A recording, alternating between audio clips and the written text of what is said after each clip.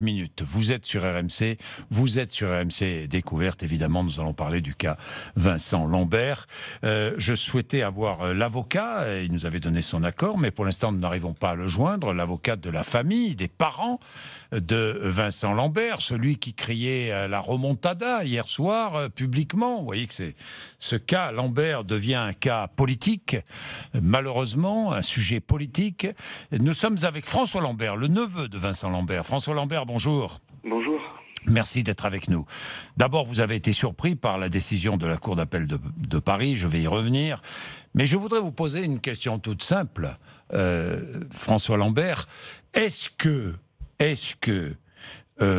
Vincent Lambert pourrait vivre sans être traité, sans être assisté? Bah non, il peut pas être alimenté, il peut pas s'alimenter tout seul, Vincent. Il a pas de. On le maintient, quoi qu'il arrive, on le maintient en vie.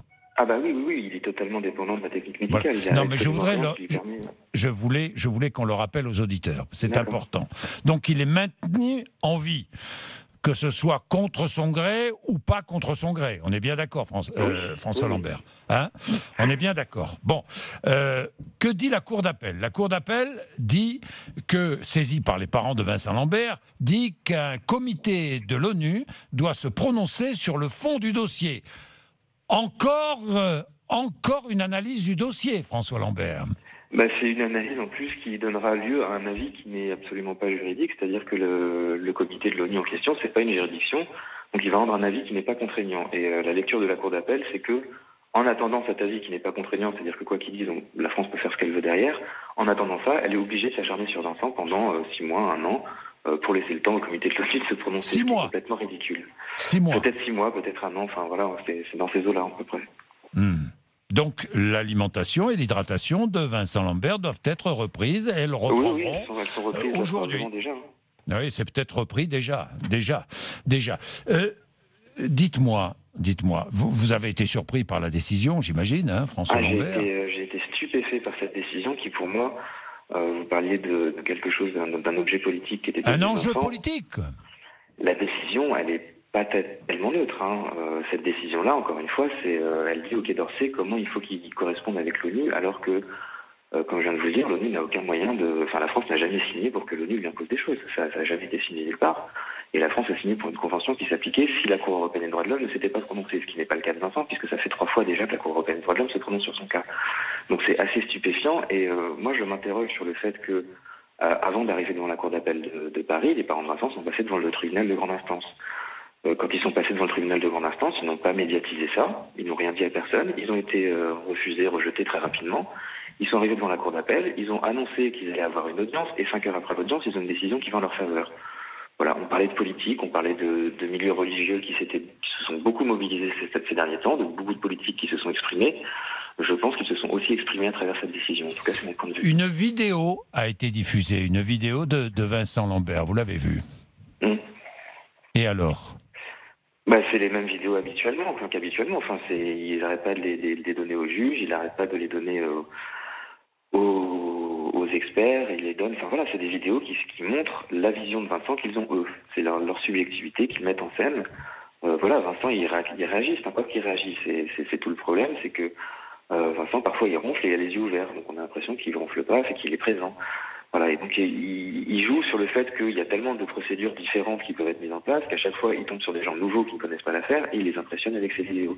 Et il n'arrête pas de faire ça, c'est des méthodes qui sont franchement abjectes. En plus, au niveau du droit à l'image de Vincent, peut-être que les parents de Vincent peuvent se protéger derrière un doute quant à ses volontés. De mon point de vue, ils ne le peuvent pas parce qu'elles ont été actées des centaines de fois sur le fait qu'il n'aurait pas voulu être maintenu dans cet état. En tout cas, Vincent, clairement, il n'a jamais donné son droit à l'image à qui que ce soit, et certainement pas à ses parents.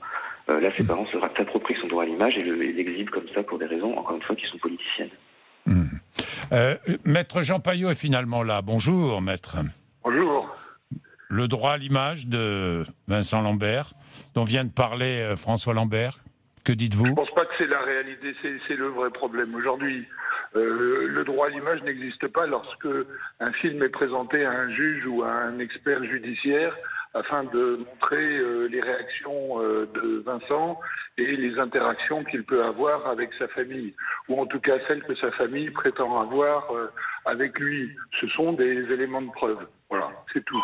Je pense que la problématique majeure ce matin, c'est pas les questions de droit à l'image sur Vincent.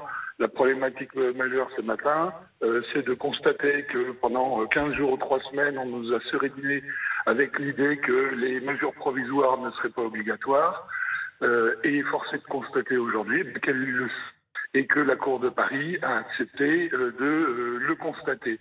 Il faut en tirer les conclusions. Maître Payot, que ferez-vous si les comités de l'ONU recommandent de l'arrêt des traitements ? Le comité de l'ONU ne dira pas les choses comme ça. Le comité de l'ONU dira, est-ce que soit l'État français a une législation qui n'est pas conforme aux dispositions de la Convention et qu'elle aboutit à discriminer des personnes handicapées. De quelle convention ? La Convention internationale des droits des personnes handicapées. C'est au regard de cette convention que nous avons saisi le Comité international des droits des personnes handicapées. Soit ce comité dit il y a violation par la France, soit ce comité dit il n'y a pas de violation par la France. S'il n'y a pas de violation par la France, et si la loi Leonetti elle est parfaite et elle peut parfaitement être appliquée comme ça aux personnes handicapées sans maladie et sans fin de vie, alors on n'aura plus rien à dire et l'arrêt des traitements pourra avoir lieu. Donc vous accepterez à ce moment-là l'arrêt des traitements ? Mais bien évidemment, à partir du moment où il n'y a plus de moyens d'action juridique, il n'y a plus de raison de continuer. Mais je suis persuadé que le comité dira le contraire. Obstination déraisonnable ou pas ? C'est précisément la question qui sera posée au comité. C'est la question que je vous pose, Maître Payot. Moi, je suis intimement convaincu qu'on n'est pas en situation d'obstination déraisonnable et que cette obstination déraisonnable sera effective lorsque Vincent sera malade ou en fin de vie.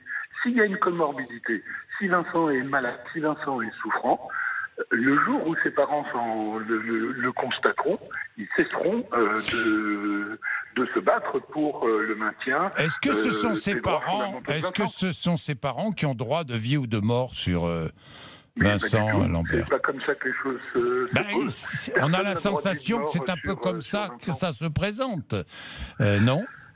Non, c'est pas du tout comme ça que les choses se présentent. Est-ce qu'à un moment donné ou à un autre, Maître Payot, non mais je complète ma question, est-ce qu'à un moment donné ou à un autre, Maître Payot, vous avez imaginé la vie de l'épouse ? Oui, je pense qu'elle est très malheureuse et inconfortable. Vincent Lambert. Je crains aussi qu'elle soit fondée à l'origine sur un mensonge. Et c'est ça qui est triste. On ne peut pas vivre longtemps dans le mensonge. Il y a un moment où les choses c'est-à-dire que son épouse est une menteuse, quoi. Son épouse ment. Je ne pense pas qu'elle soit une vraie menteuse. Je pense qu'on lui a menti. Et je pense qu'elle a accepté de vivre avec ce mensonge par la suite. Le mensonge initial est bien Mais quel mensonge, Maître Payot ? C'est lui qui est le véritable responsable. Le mensonge initial, c'est de faire croire qu'une personne handicapée peut voir ses traitements arrêtés pour la seule raison qu'elle est handicapée. C'est ça le mensonge d'origine. Et c'est ça pour cette raison que la loi Leonetti n'est pas adaptée au cas de Vincent Lambert. Que dites-vous ? Vous êtes là, François Lambert ? Oui, je suis là, mais Désolé, je vais être obligé de vous arrêter, de vous quitter ici, mais ça a été Et pourquoi, maître ? Parce que vous ne voulez pas répondre à François Lambert ? Non, parce que j'ai une télé qui était prévue depuis un certain temps. Mais si. Maître Payot, avant de vous laisser, je voudrais quand même vous poser une question. Vous n'avez pas honte d'avoir crié « c'est une remontada » hier soir ? C'était dans l'enthousiasme et du fait de ma culture footballistique. C'était peut-être pas un mot adapté, je vous l'accorde. Bon, merci. Bonne journée, monsieur. Merci, Maître François Lambert. Qu'est-ce que vous vouliez dire ? Plusieurs choses. Déjà, quand il disait que le comité de l'ONU donnait des injonctions à la France qui étaient obligatoires, force est de constater que ce n'est pas le cas, puisque c'est la Cour d'appel qui est obligée de dire qu'elle est obligatoire et d'enjoindre à la France. Donc si le comité avait des injonctions qui étaient obligatoires, il les aurait données directement à la France. Ensuite, sur le fait que la personne est handicapée, alors ça c'est le grand piège du comité des personnes handicapées, c'est que comme le comité accepte de répondre à la demande des parents, on va dire partout que Vincent est un handicapé. Vincent il est en état végétatif. C'est pas exactement un handicapé, il n'est pas limité dans ses actions, Vincent, c'est juste qu'il ne peut plus avoir aucune action. Il a un corps qui n'a pas de conscience, il a un corps qui réagit, point. Il a rien d'autre que ça. Donc il n'est pas handicapé au sens strict du terme. Handicapé, c'est quelqu'un qui par exemple, pour aller dans un bâtiment, doit prendre une rampe pour se rendre dans le bâtiment. Il faut créer une rampe pour lui. C'est ça, un handicapé. C'est pas assez. Vous pouvez créer tout ce que vous voulez. Il n'y a rien qui l'empêche de faire les choses, si ce n'est son état qui est un état végétatif. Qui fait qu'il est dans cet état-là. Ça n'a strictement rien à voir avec ce que dit Jean Paillot. Et concernant son épouse ? Oui, alors ça, il a un peu botté en touche parce qu'il a menti, elle a menti. C'est pas une vraie menteuse, mais ce serait quand même une menteuse. En réalité, elle a juste rapporté les souhaits de Vincent, les volontés de Vincent. Et il y a aussi un frère de Vincent qui a rapporté ses volontés. Il y a 6 frères et sœurs qui ont dit que ça correspondait à sa personnalité. Et moi aussi, je dis la même chose. Donc le mensonge, voilà, je sais pas très bien où il est. Jean Paillot, il parle juste d'un mensonge comme ça qui n'a pas défini, vous avez remarqué, il a juste dit c'est une menteuse, mais on ne sait pas pourquoi. Voilà, je vous dirai pas pourquoi, c'est juste une menteuse parce que depuis le début, on juge la vie de Vincent, on juge le fait qu'il est inutile et qu'il faut s'en débarrasser en gros. Moi je pense sincèrement que si c'était le cas, ça se passerait pas comme ça maintenant. Hein. S'il y a beaucoup de gens qui se prononcent dessus, à mon avis il y en a trop, il faut rationaliser ça. Moi je suis pas contre le fait qu'il y ait des juridictions qui se prononcent, bien au contraire.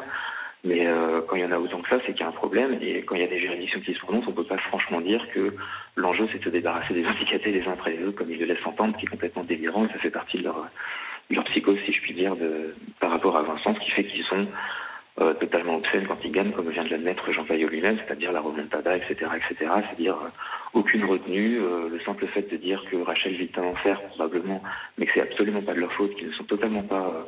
Ils sont totalement étrangers à cet état de fait, c'est d'une obscénité absolue, ça montre des gens qui se posent aucune question, qui sont pour la vie à tout prix en réalité. Merci beaucoup, François Lambert. Merci.